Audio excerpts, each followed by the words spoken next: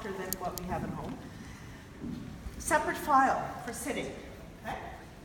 So now, what do I have? We have the very, very bottom of the sitting cylinder,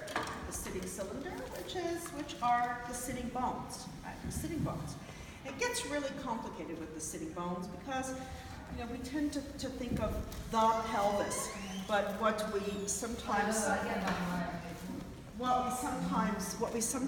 miss, which can be really significant, and it took me 2.5 years to sort it out for myself, is that it's not that the pelvis is either in a posterior tilt or in an anterior tilt. There's also the axis of the hip joints shifting forward through space, which can put a pelvis in a posterior tilt, or the axis can shift backward. You can go into an anterior tilt. You can go into a holding, still flexed but holding a lot with the quads. But that's still left and right doing the same things. But it is also really possible for one half of a pelvis to sort of go into a posterior tilt for the whole true pelvis to come inward in relation to that. So it's not just the question of left and right. There's also, in other words, there's more. But for the moment, you would have a seat. And I'm going to make an assumption which may or may not be true. So I have to hold that space in myself, that my assumption, which is that shifting to the right is going to be your initial preference, and I may be wrong. But what I do is, see, I think a lot of the time we work from the outside in. So because the outside is visible. So I see the shoulder, I see your ribs, I see your leg, I can imagine the hip joint. But for me, that whole attention inward is a kind of a speaking to the inside. And it's not working from the inside out, it's having my primary attention be more proximal, but it's not just my attention, it's my image of the skeleton. So I actually take time to generate the image of the same image as we were doing when you were standing, which is why I'm not going to repeat it. And I am going to see whether remember yesterday's ATM, number 60, which was just a widening of the shoulder. So that's what I am. I'm being that person. And so my hands are not literally, skeletally on the front and the back of the acromion, but on the tissues that overlie. The front and the back of the acromion, and then I have to find out what it is that I'm doing here in the armpit, which is some kind of relationship between the humerus and the scapula. So I have to attend to that. So I'm actually hooked. I'm just hooked under the tissues. In the front, it'll be the pectoralis, the pec major, and on the back, it'll be the trapezius.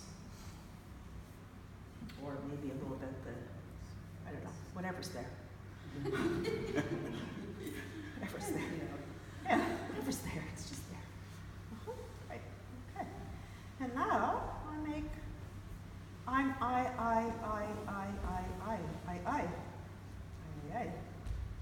Okay, so I'm going to shift myself backward, and I'm going to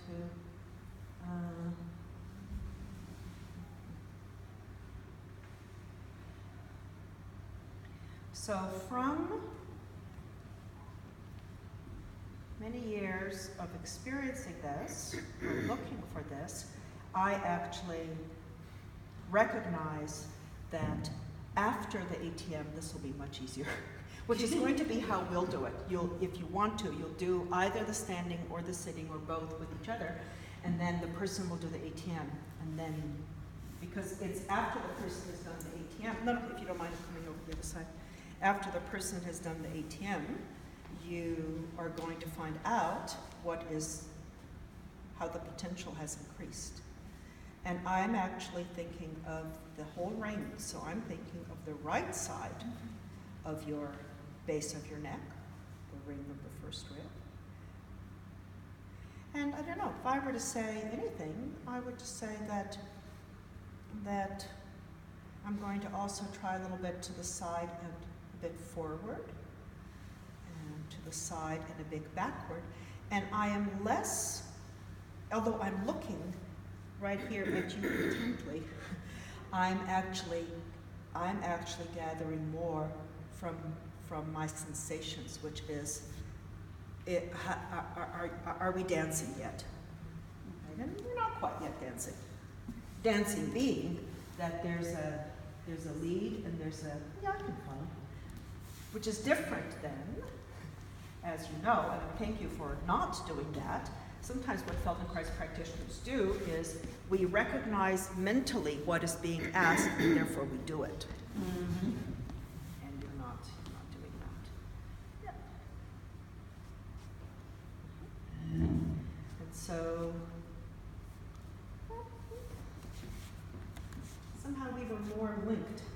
We were more linked when you were standing. It's because my shoulders are, bum, okay? So perhaps here. It was more fun when you were standing.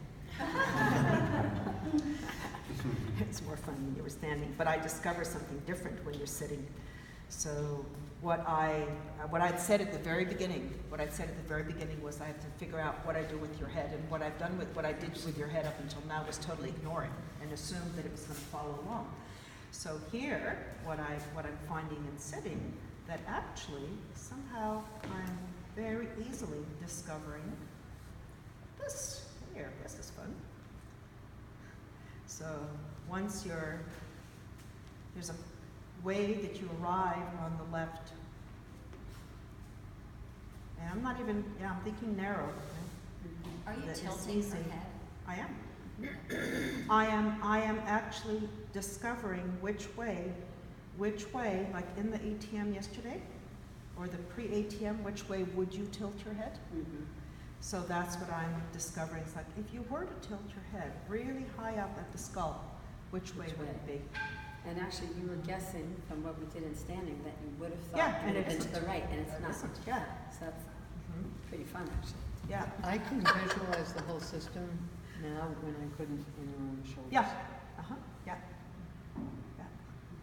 And that's why I thought, okay, well, something's not happening. Something that we're not dancing in the way that we did. So how can I get frustrated? I can imagine it's me. I can imagine it's you, but I don't care. I want to dance. So where's the dance? Where's the dance happening? Not in this room. So here. Oh, there you go. Well, all right. So thank you very much. Take your time. Take your time. Cool. Up to stand. Up to stand. So I'm going to assume that your brain's cooking this. Yeah, definitely. Yeah. But I'm hungry for this, making these connections over there. Yeah. So you're cooking to eat. We're going to have a feast tonight. Yeah. I remember, oh, wow. Now? So all we did is, in sitting, we found what you do there, which is somehow you really get to that, you dance on that left leg in sitting. And when that was clarified for both of us, now you're actually dancing and standing. Oh. Look, there we go. Now, provided I let you counterbalance with your head. Minorly. Why minorly? Because we're not doing a big thing, right?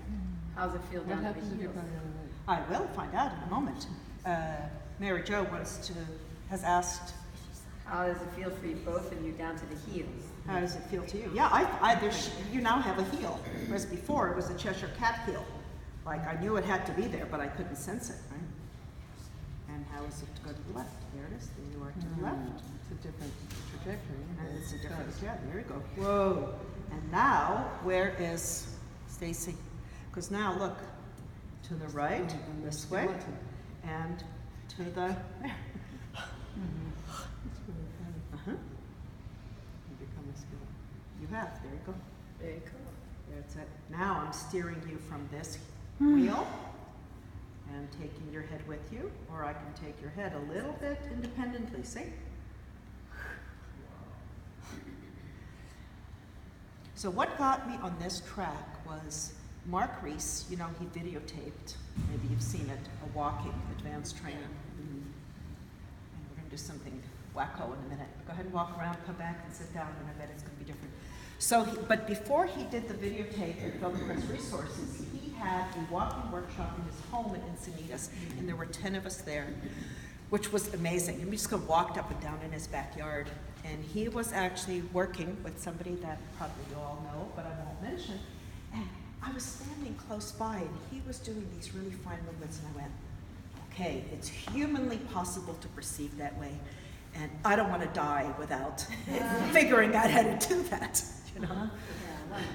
And I had a lot of lessons with Mark, so I also knew how clear and precise he was from the beginning. And the thing that I find amazing, I have 2 colleagues that I exchange with in Toronto, and they're both part-time people, and their FIs are, I'm not exactly sure they would pass a practicum, right? But I stand up and I feel really, really different. So there is a lot that our brains can do with fairly inaccurate information. So can you imagine what they can do with highly accurate, right? And this is what I started thinking. Okay, so where is that coordination between weight coming down and support coming up? Right? Where is it? Where is it actually happening? Not here. You can chop off parts of it, and they do for surgeries, right? They kind of take bone from the. So where is it at? Where are the structures? So come and have a stand for a moment.